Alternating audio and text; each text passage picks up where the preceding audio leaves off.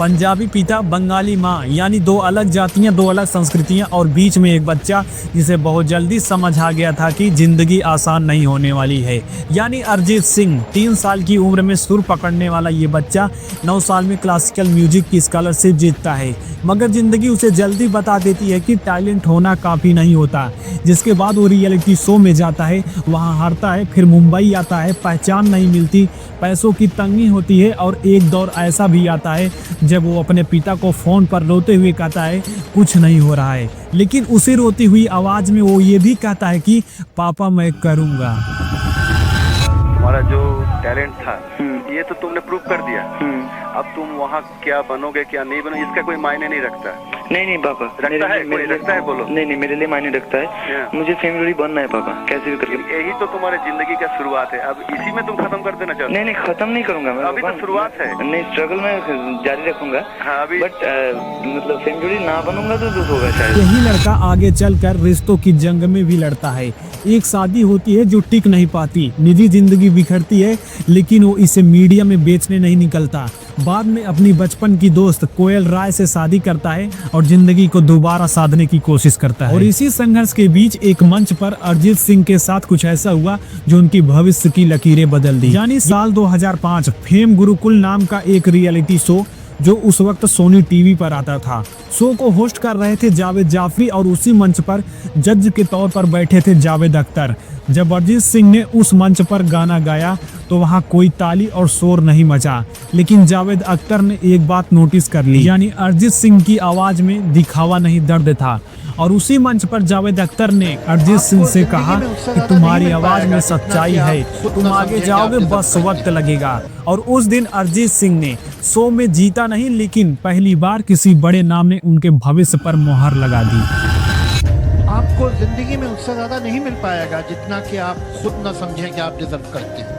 लेकिन आज मुझे आपकी ऐसी बात से लगा कि जैसे आप हारना चाहते हैं, तो अगर आप खुद ही जीतना नहीं चाहेंगे जिंदगी में, तो जिंदगी फिर आपको जीतने नहीं देगी। तो अपने अंदर हौसला स्ट्रांग रखिए। और ये सब जो किस्से हैं कि मुझे ऐसा लोग समझते हैं, वैसा लोग जो समझते हैं वो बेवकूफ़ हैं, आप उनकी परवाह मत कीजिए। आप एक बहुत अच्छे सिंगर हैं, अपने ऊपर यकीन रखिए और इस बात पे यकीन रखिए कि आप जीतना डिजर्व करते हैं। और जावेद अख्तर द्वारा बोला गया यह लाइन उस दिन से अरिजीत के लिए तारीफ नहीं जिम्मेदारी बन जाती है, क्योंकि एक इंटरव्यू में खुद अरिजीत सिंह बताते हैं कि उसने अपनी आवाज को तोड़ा है, उसे बदला है, उसे बाजार के हिसाब से ढालने के लिए खुद से लड़ा है। मैंने तो अपने वॉइस को तोड़ा है, मेरा वॉइस थोड़ी ऐसा था पहले, मेरा वॉइस अलग ही था।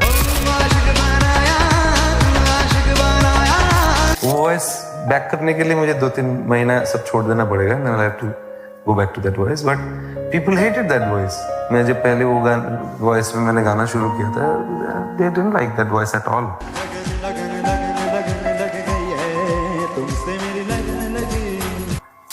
So I had to change my voice to kind of cut through. गले को तोड़ के टेक्सचर्स बनाया है मैंने, almost like sculpting your voice, but torture किया है अपने आप को एक तरीके से।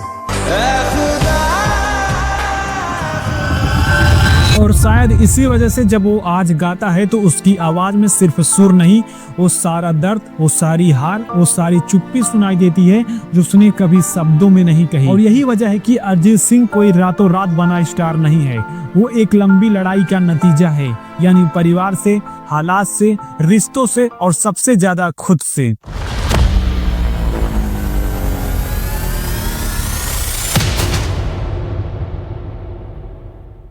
अरिजीत सिंह की कहानी किसी स्टेज की रोशनी से शुरू नहीं होती, बल्कि उस भारत से शुरू होती है जिसे हम आज के तौर पर नजरअंदाज कर देते हैं। यानी पश्चिम बंगाल के मुर्शिदाबाद जिले के एक छोटे से कस्बे जियागंज से, जहां न कोई बड़ा म्यूजिक इंडस्ट्री थी, न कोई फिल्मी सपना बेचने वाला माहौल था। बस एक साधारण सा घर था जिसमें एक सिख परिवार से आए पिता रहते थे और बंगाली संस्कृति से जुड़ी हुई एक माँ। दो अलग अलग सोच, दो अलग अलग परंपराएं, लेकिन एक चीज दोनों में समान थी, संगीत। यानी अरिजीत के पिता को भले ही पेशेवर गायक न कहा जाए, लेकिन उनके भीतर भी सुरों की समझ थी और माँ तो बाकायदा तबला बजाती थी। गाती थी, घर में रियाज होता था, उनके रिश्तेदार क्लासिकल म्यूजिक से जुड़े थे, यानी संगीत कोई शौक नहीं था, वो घर की हवा में घुला हुआ था। और इसी हवा में अरिजीत बड़ा हो रहा था, यानी 3 साल की उम्र में जब बच्चे ठीक से बोलना भी नहीं सीखते तब अरिजीत सुर पकड़ने लगा था। और ये कहानी बनाने की बात नहीं है, ये वही बच्चा है जिसे 9 साल की उम्र में इंडियन क्लासिकल म्यूजिक के लिए स्कॉलरशिप मिल जाती है।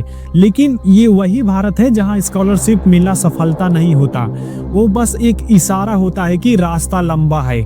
और अरिजीत का रास्ता सच में बहुत लंबा था, यानी बचपन से ही उसके उम्मीदों पर बोझ था, यानी परिवार का, समाज का और खुद का भी। लेकिन उस उम्र में किसी को नहीं पता था कि बच्चा आगे चलकर लोगों के दिलों की आवाज बनेगा, क्योंकि तब तक अरिजीत बस एक मेहनती लड़का था, कोई चमत्कारी नहीं, बस स्कूल, रियाज, अनुशासन और एक खामोशी स्वभाव वाला लड़का। वो ज्यादा बोलते नहीं थे, ज्यादा दिखते नहीं थे, और यही आदत आगे चलकर उनकी पहचान बन गई। समय बीतता है, अरिजीत बड़ा होता है, और हर म्यूजिक सीखने वाले बच्चे की तरह उसके सामने भी वही सवाल खड़ा होता है, यानी आगे क्या करूं। और यहीं से उसकी जिंदगी पहली बार असल में मुश्किल होती है। यानी अरिजीत 2005 में एक रियलिटी शो फेम गुरुकुल में जाता है। देश उसे देखता है, सुनता है, लेकिन अपनाता नहीं है। वो शो जीत नहीं पाता, और ये वो मोड़ है जहां ज्यादातर कहानियां खत्म हो जाती है, क्योंकि भारत में एक आम धारणा है कि जो रियलिटी शो नहीं जीतता वो हार जाता है। लेकिन अरिजीत यहीं रुक नहीं जाता, वो मुंबई में रुक जाता है, बिना जीत के, बिना शोहरत के, बिना किसी गॉडफादर के।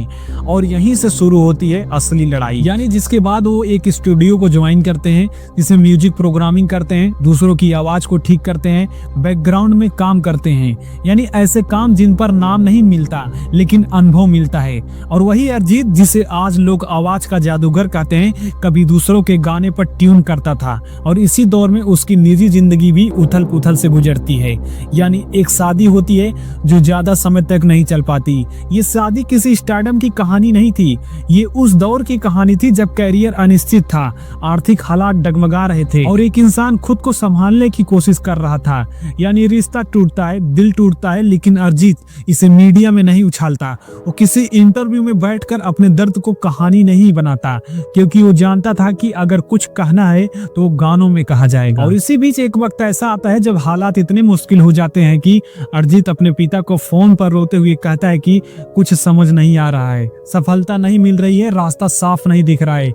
लेकिन उसी बातचीत में वो ये भी कहता है कि मैं करूंगा। यानी ये लाइन किसी फिल्म डायलॉग जैसी लग सकती है, लेकिन असल जिंदगी में यही लाइन किसी इंसान को जिंदा रखती है। और अरिजीत खुद बाद में मानता है कि वो दौर उसके लिए सबसे निर्णायक था, क्योंकि वह या तो टूट सकता था या खुद को फिर से बना सकता था। और उसने दूसरा रास्ता चुना, उसने अपनी आवाज पर काम किया, उसे बदला, उसे तोड़ा और उसे एक नए सिरे से गढ़ा। यानी ये बात उसने खुद इंटरव्यू में मानी है कि उसकी शुरुआती आवाज वही नहीं थी जो आज लोग सुनते हैं। उसने खुद को बाजार के हिसाब से, संगीत के बदलते स्वाद के हिसाब से ढालने के लिए बहुत कुछ बदला। और यही वो जगह है जहां ज्यादातर लोग हार जाते हैं, क्योंकि खुद को ही बदलना सबसे मुश्किल काम होता है। और फिर एक दिन वही होता है जो धीरे धीरे मेहनत करने वालों के साथ होता है। यानी 2013 में मोहित सूरी के डायरेक्शन में बनी फिल्म आशिकी 2 में इनका एक सॉन्ग आता है, तुम ही हो। और अरिजीत सिंह का यह सॉन्ग वो आवाज थी जो वर्षों से स्टूडियो के कोने में दबकर काम कर रही थी, जो देश के हर कोने में गूंजने लगती है। लेकिन ये सफलता भी अरिजीत को शोर मचाना नहीं सिखाती। वो आज भी ज्यादा इंटरव्यू नहीं देता, ज्यादा बयान नहीं देता, क्योंकि उसने बहुत पहले तय कर लिया था कि उसकी पहचान उसका चेहरा नहीं, उसकी आवाज होगी। और फिर से वो दौर याद आता है जब एक मंच पर एक शो के दौरान जावेद अख्तर उसे देखकर बोले थे कि तुम बहुत अच्छा करोगे। यानी ये लाइन किसी आम आदमी के लिए तारीफ हो सकती है, लेकिन अरिजीत के लिए जिम्मेदारी बन जाती है, क्योंकि जब शब्दों का बादशाह किसी आवाज को पहचान ले तो उस आवाज पर बोझ भी आ जाता है। लेकिन अब जहां समय बदलने के साथ साथ अरिजीत का कैरियर भी आसमान छूता है, अवार्ड आते हैं, शोहरत आती है, पैसा आता है, लेकिन उसके साथ वो नहीं आता जो ज्यादातर स्टार्स के साथ आता है, यानी दिखावा। और यही वजह है कि लोग उसे समझ नहीं पाते। कुछ कहते हैं वो घमंडी है, कुछ कहते हैं वो अजीब है, लेकिन सच्चाई ये है कि वो बस शोर से दूर रहना चाहता है। और अरिजीत अब अपनी दूसरी शादी अपनी ही बचपन की दोस्त कोयल राय से की, यानी जिसने पहले से ही जिंदगी देख रखी थी। और अरिजीत ने वहीं जाकर एक स्थिरता चुनी, क्योंकि उसने समझ लिया था कि सफलता अगर इंसान को अकेला कर दे तो किसी काम की नहीं। और शायद यही वजह है कि आज जब वो कम गाता है, कम दिखता है। लोग कहते हैं कि उसका दौर खत्म हो रहा है, लेकिन असल में वो अपने करियर को अपने हिसाब से मोड़ रहा है, यानी फिल्म मेकिंग, इंडिपेंडेंट म्यूजिक, नए प्रयोग, क्योंकि उसने कभी भी खुद को सिर्फ एक प्लेबैक सिंगर नहीं माना है। यानी आज के दुनिया के सबसे ज्यादा सुने जाने वाले सिंगर्स में उसका नाम आता है। बिना इंटरनेशनल एल्बम, बिना वेस्टर्न प्रमोशन, बिना अंग्रेजी गानों के, सिर्फ हिंदी और भारतीय भाषाओं में गाकर। और ये कोई छोटी बात नहीं है, ये उस देश की ताकत है जहां एक काम कस्बे से निकली आवाज पूरी दुनिया तक पहुंच सकती है। और सबसे बड़ी बात यह है कि इतना सब होने के बाद भी अरिजीत सिंह वही रहता है, यानी कम बोलने वाला, सादा रहने वाला, अपने गांव और अपनी जड़ों से जुड़ा हुआ इंसान, जिसने कभी अपनी तकलीफों को बाजार नहीं बनाया बल्कि उन्हें संगीत में बदल दिया। और शायद इसी वजह से जब वो गाता है तो लोग उसे सुनते नहीं, अपने भीतर महसूस करते हैं, क्योंकि उसकी आवाज में कोई अभिनय नहीं, कोई बनावट नहीं, सिर्फ एक इंसान की सच्ची जिंदगी बोलती है। और यहीं से अरिजीत सिंह की कहानी एक और मोड़ लेती है, क्योंकि बाहर से देखने पर लगता है कि अब सब ठीक हो गया है, गाने हिट हैं, नाम चल रहा है, पैसा आ रहा है, लेकिन अंदर की सच्चाई कुछ और ही होती है। और यही वजह है कि उसने अपने गले के साथ वो किया जो बहुत कम लोग करने की हिम्मत करते हैं। उसने अपनी आवाज को जानबूझकर तोड़ा, खींचा, दबाया, रियाज के नाम पर खुद को थकाया, क्योंकि उसे साफ समझ आ गया था कि अगर इंडस्ट्री को वही आवाज नहीं मिली जो वो सुनना चाहती है तो टैलेंट होने के बाद भी दरवाजे बंद रहेंगे। ये वही बात है जो अरिजीत ने खुद इंटरव्यू में कही कि उसने अपनी असली आवाज से लड़ाई लड़ी, उसे बदला, और ये लड़ाई आसान नहीं थी, क्योंकि आवाज बदलने का मतलब सिर्फ सुर बदलना नहीं होता, उसका असर शरीर पर पड़ता है, मानसिक हालात पर पड़ता है। और शायद इसी वजह से अरिजीत हमेशा थोड़ा थका, थोड़ा अलग सा दिखता है, क्योंकि वो सिर्फ गाता नहीं, वो हर गाने में खुद को खर्च करता है। और इसी दौरान अरिजीत को यह भी समझ आने लगता है कि बॉलीवुड म्यूजिक इंडस्ट्री सिर्फ सुरों से नहीं चलती, यहाँ रिश्ते, अहंकार, पावर और पैसा भी बोलता है। और कई बार आवाज से ज्यादा जोरदार सिस्टम की आवाज होती है। बड़े सिंगर्स भी यहाँ रॉयल्टी को लेकर परेशान रहते हैं, गाने हिट होते हैं, करोड़ों कमाते हैं, लेकिन असली हिस्सेदारी कहाँ जाती है, ये सवाल ज्यादातर गायकों के मन में ही रह जाता है। और अरिजीत ने भी इसी सिस्टम को करीब से देखा है, और शायद यही वजह है कि वो कभी इस इंडस्ट्री का हिस्सा बनकर भी उससे पूरी तरह जुड़ नहीं पाए। उसने मुंबई में रहते हुए भी खुद को उससे थोड़ा दूर रखने की कोशिश की, धीरे धीरे अपने गांव और अपनी जड़ों की तरफ लौटने लगे, क्योंकि उन्हें समझ आ गया था कि अगर इंसान लगातार इस चकाचौंध में रहेगा तो आवाज से पहले दिमाग थक जाएगा। और यही एक और कड़वा सच सामने आता है कि इस इंडस्ट्री में सब कुछ हमेशा टैलेंट के हिसाब से नहीं चलता। एक वक्त ऐसा भी आता है जब एक छोटी सी बात, एक गलतफहमी, एक बयान करियर पर असर डाल सकता है। अरिजीत सिंह के साथ भी ऐसा दौर आया जब कुछ बड़े प्रोजेक्ट्स उनसे दूर हो गए।